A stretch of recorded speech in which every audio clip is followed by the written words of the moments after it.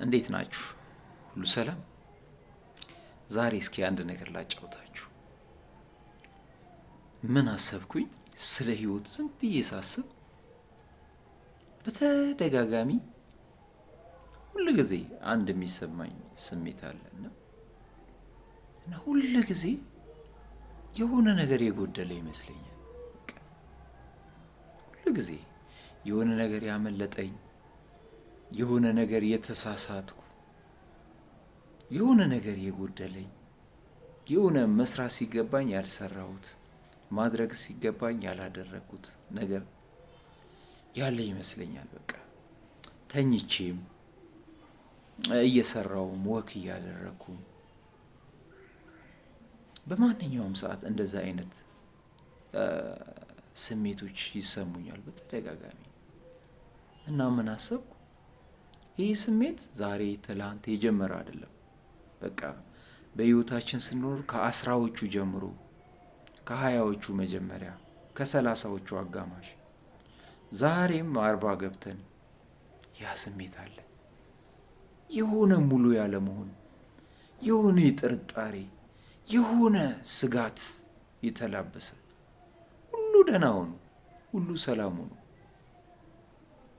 ምንም ሳይጠፋ የሚበላው የሚጠጣው እያለ እኛ ጤነኛ ሆነን ደህና ሆነን እየወጣን እየገባን ግን የሆነ እረፍት የማጣት የሆነ ስጋት የሆነ ችኩልነት አላስተዋላችሁም? በላይፋችሁ ውስጥ በህይወታችሁ ውስጥ እንደዛ አይነት ነገር የለም? እና ሳስብ ይሄ ነገር መቼ ነው የሚያበቃው? መቼ ነው የምናርፈው? መቼ ነው የምንለው? መቼ ነው የምናመሰግነው? መቼ ነው የምንደሰተው? መቼ ነው ይሄ ቅር የሚለን ስሜት ከኛ ውስጥ እስከ መጨረሻው ተጠርጎ የሚጠፋው? የሁል ጊዜ ጥያቄ። እና ምን አሰብኩኝ?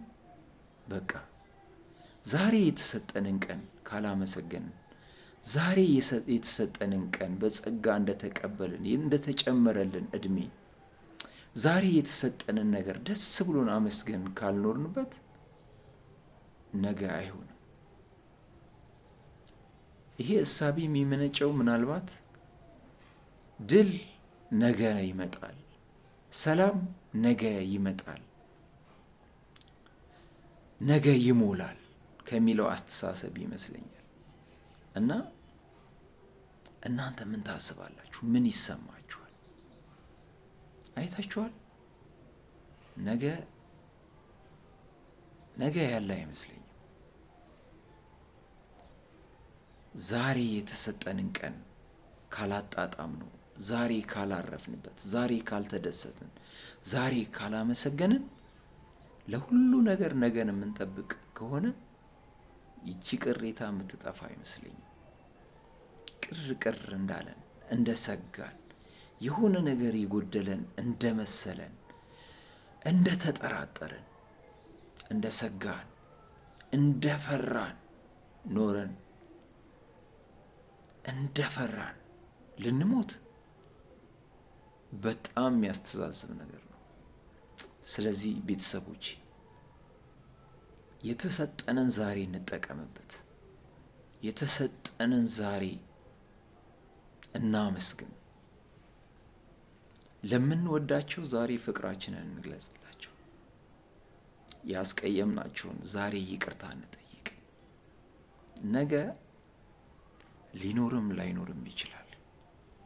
የኛ እረፍት የኛ ሰላም ዛሬ ካልሆነ ነገ ሊረጋገጥ አይችልም።